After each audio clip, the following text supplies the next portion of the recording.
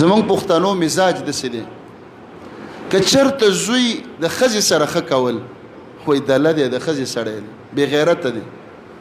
او که د لور سره زوم ښه کوي الله وایي داسې زوم را کړی دی داسې زومان دی الله هر چاله ورکړي نو چې ستا د لور سره ښه کوي ستا د لور سره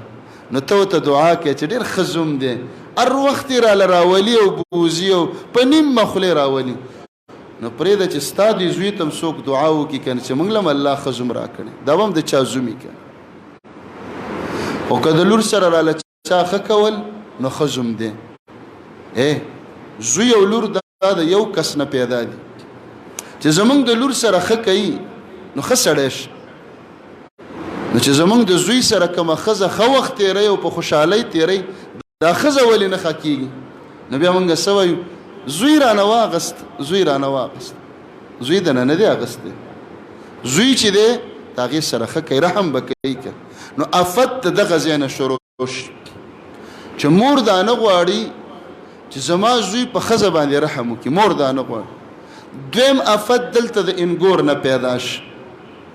دلته هم افت پیدا شي هغه دا دی چې کله ناکله بچی دی مور ده که نه مور له ښایسته جوړه راوړي نو دې دلته په پوزه باندې نارنج نه چوړ کړی مخ ته یې بالټۍ راچولې خپه ناست زمونږ خپل څه نشته دی او ته غریب سړی د وسه دې نه کېږي قرضونه دي در باندې داسې خو ته نه وایي چې مور له جوړه مه راوړه داسې په طریقه به غریبي دي او کار دې هم صحیح نشته دی او قرضونه هم ډېر زیات دي نو که هغه لاس کې یو پروټ راغستې او مور له راوړي دلته د انګور زړه چوي بیا څه وایي ښځه نه پیژني بچي نه پیژني صرف مور پیژني مور به خود پیژني چې هغې راوړی دی هغې غټ کړی دی هغې ورسره خواري کړې ده نه دا دواړه ځکه په جنګ دي چې دا یو هلک دی په ده باندې جنګ دی مور وایي چې ټول زما شه او دغه خو دشمنه ده دې ته ګورم او سره خاندم او ښځه وایي چې ټول زما شه مور پکې لا چا راوسته که لږ تنزل وشه د خلکو خبره وشوه لوړه جوړې ته راکاږو څه ګزاره خواښې وکړي چې خیر دی که نه ښځې سره خلک ګپ لګوي که نه چکرم وله ورکوي خپلوانو کریم بوزي د ده به هم څوکي اسخرانه وي د ده به هم صفت کېږي لکه ته چې د خپل زوم صفتونه کې او انګور هم راولګېدله او زوی ته یې ویلې چې یا خاونده خیر دی موږ به سپوره خورو خو دا بوډاګان دي دوی له لږ پروټ راوړه